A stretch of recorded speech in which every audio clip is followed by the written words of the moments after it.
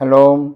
7월 8일 월요일 새벽 예배 묵상 함께 나누도록 하겠습니다. 오늘 함께 나눌 말씀은 예레미야 30장 1절에서 11절까지 말씀입니다. 안타깝게도 더 이상 유다의 백성들이 돌아올 기미가 보이지 않자 하나님은 지체하지 않으시고 하나님께서 세우신 계획대로 일을 진행하시려고 합니다. 예레미야 29장 10절에 보니까 하나님께서 이스라엘 백성들에게 70년 동안 바벨론은 강한 나라가 될 것인데 그 시간이 지난 후에 내가 너희를 찾아가 예루살렘으로 데려오겠다고 한 약속을 지키겠다고 말씀하셨습니다. 그리고 너희를 위해 세운 나의 계획을 내가 잊지 않고 있으니 내가 너희에게 재앙이 아닌 희망이 넘치는 미래를 주시겠다고 말씀하셨습니다. 그러면서 그들이 희망이 넘치는 미래를 만날 수 있는 방법을 알려주신 것이죠. 그런데 이 희망이 넘치는 미래를 만나기 이전에 이미 하나님은 벌써 여러 명의 선지자들을 통하여서 마지막으로 예레미야 선지자를 통하여서 너희가 지금 돌이키지 아니하면 나는 내가 계획한 대로 너희를 벌하겠다라고 이야기하는 겁니다. 그리고 난 후에 그 일은 이제 진행이 될 것인데 그럼에도 불구하고 그 안에서 너희가 소망을 잃지 말아라라는 그 말로써 지금 이렇게 희망이 넘치는 그 미래에 대해서 이야기를 하는 겁니다. 그 방법은 하나님의 이름을 부르고 하나님께 나와 기도하면 하나님께서 기도를 들어주시겠다는 것이고 온전한 마음으로 나를 찾으면 하나님은 만나주시겠다는 겁니다. 그리고 너희를 포로 상태에서 풀어주어 흩어져 있던 너희를 모아 다시 이곳으로 데려오겠다고 하십니다. 이렇게 바벨론에 있는 백성들을 향한 편지를 써서 하나님의 말씀을 전한 예레미야. 이번에는 하나님께서 예레미야에게 그동안 했던 모든 말들을 책에 기록하라고 하나님은 명령하십니다. 그 이유는 바벨론에게 포로로 잡혀간 사람들이 그곳에서 낙심할 때마다 기록된 이 말씀을 읽고 소망을 얻도록 하시기 위해서 예레미야에게 말씀하신 것이죠. 만일 이 말씀이 없었다면 그들은 바벨론에서 기약 없는 포로 생활을 하였을 것입니다. 그러나 이 말씀이 있기 때문에 때가 이르면 포로됨으로부터 자유하게 되어 예루살렘으로 귀환한 날을 소망하며 살 수 있었던 것입니다. 예레미야 30장 3절에 이렇게 기록되죠. 나 여호와가 말하노라 내가 내 백성 이스라엘과 유다의 포로를 돌이킬 때가 이르리니 내가 그들을 그 열조에게 준 땅으로 돌아오게 할 것이라. 그들이 그것을 차지하리라 여호와의 말이니라. 아멘. 그런데 여러분, 아직 예루살렘이 멸망하지 않았다는 것을 우리가 기억했으면 좋겠습니다. 하나님은 미리 예레미야를 통하여 유다가 바벨론의 포로로 잡혀가서 참혹하게 고난을 당할 것을 말씀해 주셨을 뿐만 아니라 그 후 하나님께서 정하신 때에 그들이 포로됨으로부터 자유하게 되어서 예루살렘으로 다시 돌아올 것을 말씀해 주고 있는 겁니다. 그렇습니다.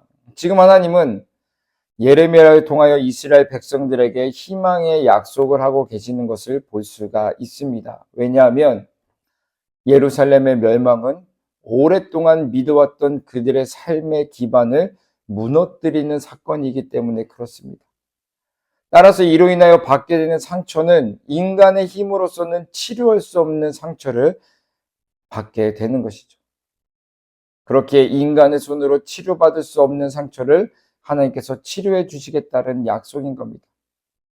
우리나라 이전에 일제 치하에 있었던 그때를 우리가 한번 기억해보고 또 6.25 전쟁으로 인해서 그 많은 동족이 동족을 죽이면서 모든 것들이 다 망가지고 훼손되고 파헤쳐졌던 그 시대, 그때를 우리가 기억해보면 정말로 하나님의 은혜가 없었더라면, 하나님의 도움의 손길이 없었더라면 그 어려운 시기 가운데 정말 우리 국민들은 절망적으로 아무런 소망 없이 살아갔을지도 모르겠습니다. 그러나 하나님의 도움의 손길로 인하여서 그때그때마다 주시는 은혜, 그 은혜를 받은 자들이 많은 사람들과 그 은혜를 나누며 또 하나님을 믿으며 또 나왔기 때문에 오늘 지금의 우리들이 있는 거 아닌가라는 생각을 해보게 됩니다. 그런데요, 여러분, 이런 은혜에 대한 약속은 예루살렘과 유다에게만 주어지는 약속이 아니라는 것입니다. 오늘 우리가 말씀을 봐도 알겠지만 이 약속은 모든 시대, 하나님의 백성들에게도 동일하게 주어진다는 것입니다. 그러므로 하나님의 백성들만 가질 수 있는 소망은 지금 사람의 손으로 꺾을 수 없는 멍에 우리의 목에 씌어졌을지라도 언젠가 하나님의 섭리 가운데 오게 될 그 날에 그 고통스러운 멍에가 꺾이게 될 것이라는 소망인 것입니다. 이 소망에 대해서 10절에 이렇게 말하고 있습니다. 야곱아, 너는 두려워하지 말라. 이스라엘아, 놀라지 말라. 내가 너를 먼 곳으로부터 구원하고 내 자손을 잡혀가 있는 땅에서 구원하리니 야곱이 돌아와서 태평과 안락을 누릴 것이며 두렵게 할 자가 없으리라. 아멘. 야곱이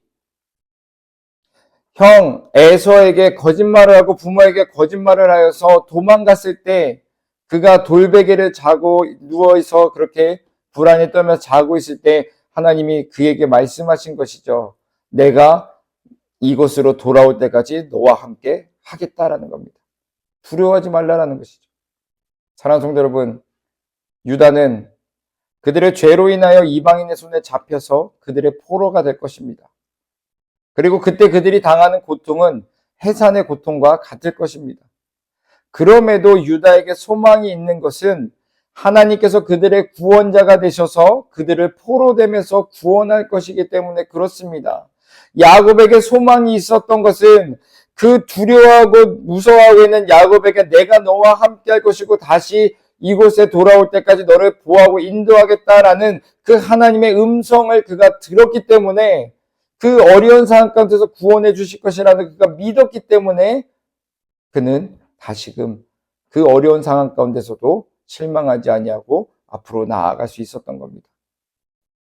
유다에게도 소망이 있는 것은 그 하나님께서 그들을 포로됨에서 구원하실 것을 약속하셨기 때문에 그리고 그것을 또 이루시는 하나님이시라는 것을 예레미야는 알고 있었고 또 그 알고 있는 하나님을 그들에게 전한 것입니다. 이처럼 하나님은 자기 백성들에게 선하시고 인자하심을 영원히 지키시는 분이십니다. 그래서 이와 같은 사실을 알고 있던 예레미야는 고난 중에서도 노래할 수 있었던 것입니다. 그리고 이와 같은 사실을 믿는 자들은 어떤 환경 가운데서도 두려워하지 않는 것입니다. 왜냐하면 하나님은 자신이 약속하신 것을 꼭 지키시는 분이시기 때문에 그렇습니다. 사랑하는 성도 여러분, 오늘 우리에게 하신 약속을 지키시기 위해서 지금도 일하고 계시는 그 하나님을 우리가 바라보면서 두려워하지 않고 겁내지 않고 담대히 하나님의 말씀을 믿으며 걸어 나아갈 수 있는 또 우리에게 주어진 그 믿음의 삶을 살아내실 수 있는 저와 여러분들이 되기를 주님의 이름으로 축원드립니다.